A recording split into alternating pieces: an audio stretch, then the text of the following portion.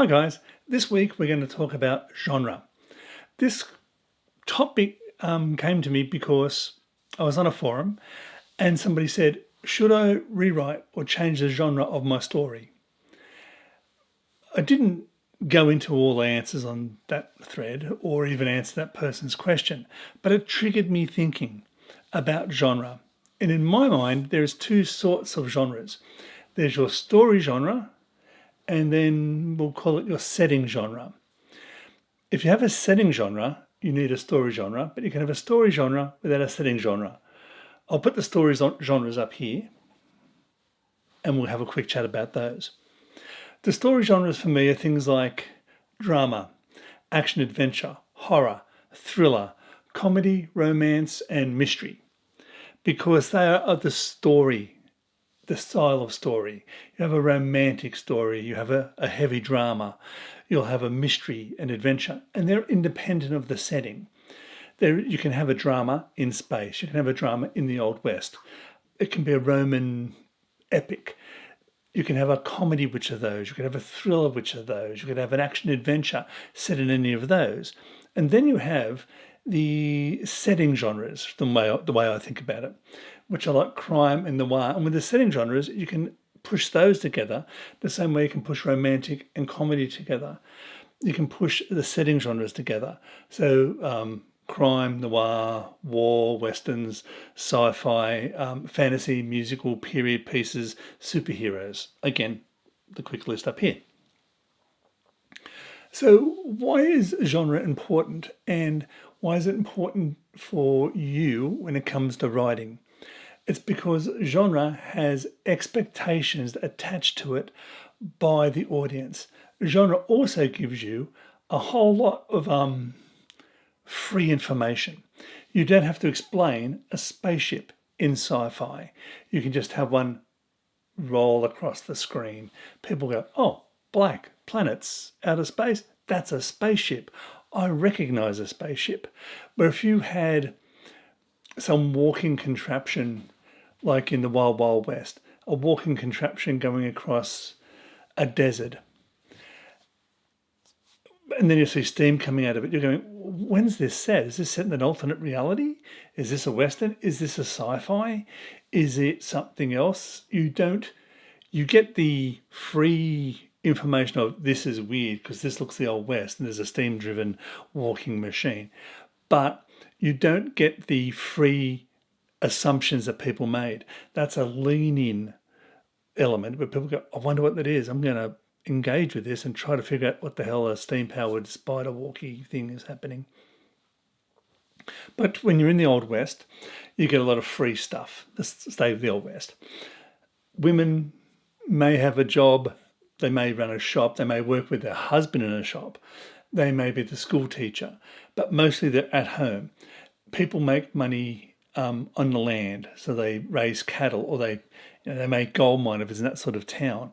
But commerce is around what the area can manufacture and produce. People use horses. There's normally a sheriff, a marshal, a deputy, not a police force. There could be a church in town and that will have some reverence to it and everyone will go to the church. You don't have paved roads, you have dirt roads. All the buildings are made out of wood. Masculinity is very much driven inside these stories. There will be gunfights. Death is a thing. And sometimes death is justified and they don't get the marshal involved. They don't have to call the sheriff. I saw him shoot at him. Yep, that's fine. Let's take him back to his family. His family can bury him. You get all those freebies and it's a different sort of speaking. People don't talk about technology. They don't talk about advancement. They've just come out of an American Civil War. So just after the American Civil War, people pushed west. New opportunities because there was the devastation of the war. So you've got all these things coming and they're all free because they're in a Western. Okay. If you talk about a thriller, you've got this sense of a heightened unknown. The audience feels fine not knowing everything because there's a thriller, there's a mystery involved. You also have a lot of pressure on the character. The character has the right to act a little bit irrational because they're under pressure. They're reacting against things. That's the beauty of a thriller. You get that for free. You also get the idea that they don't know everything, that they're learning at the same time as the audience. So you don't have to preload stuff. You don't have to give the audience information so they can be informed like you do with a lot of other stories. In a thriller, the audience can learn at the same time as the character. I'll put a little thing up somewhere or a link in the description about positioning your audience. They're either behind the character, with the character, or in front of the character. That's very important. So with a thriller, you position them with the character so they learn at the same time. They feel the same stress as the character. Romance goes without saying. You'll have to have a building of a relationship. You'll have to have all those. I'm going to forget about romance. I don't write them. I'm not very good with them. So I'm talking out of my head. Horror. Unknown, scary, a constant threat of death. There is no horror film where the big thing is someone's going to break a nail. It is the constant threat of death. It's human harm, and it's in a way that we recognize it, and it has to be constant. You never take your foot off the pedal with a horror, and that's all given. People know the outcome of a horror. It's going to be death. It's going to be possession. It's going to be something really horrible. You get that for free. You also get the ability to leave things unanswered in a horror, and that's good, because if we don't know what's behind that door, that's fine. You can paint a whole story at the start of a horror and not have to pay it off straight away because you need that impending doom. Now, you can have a horror which was a crime. I haven't pushed horror and crime together before, and I can't think of anyone who Seven in a way. That's a horror film because you've got the monster, Kevin Spacey, who's committing these horrible crimes and they're trying to catch up, and you know they're coming. And that's also like a thriller. It's a thriller mystery, but it's got this horror, that horrific element to it. And it's got that grainy thing that Fincher does so well. You could push romance and westerns together, romance and sci-fis together. They're very romance and comedies together. Those sorts of things go together. Romance can go with pretty much anything because stories, as we know, are about people. So romance is one of the base human needs. You've got, oxygen, somewhere to live, then community and love and romance. So it's a fairly basic human need. So you can intertwine that through a lot of things. But if you think about those two ways of using genre, is it a story genre, a setting genre? How are you going to bring these together? You have several of both, but you get all the free things out of it. And you'll also annoy people if you set up a Western, then don't pay it off. You set up a crime and you don't have crime. You set something up and you don't have to stick to all the rules of the genre. You don't have to stick to exactly what the genre says, but you've got to pay off some of it. Otherwise, people will say, well, it was a thriller, but it wasn't very thrilling. Or it was a crime show, but then it just wandered off into this romance. It didn't really do anything. Or they set up this mystery and they didn't solve it. It felt all noir-y, but it didn't have any of the suspense that a noir has. So if you're going to use a genre, make sure you do it well. If you want to swap a genre like this person wanted to, look at what you're going to lose in your original story.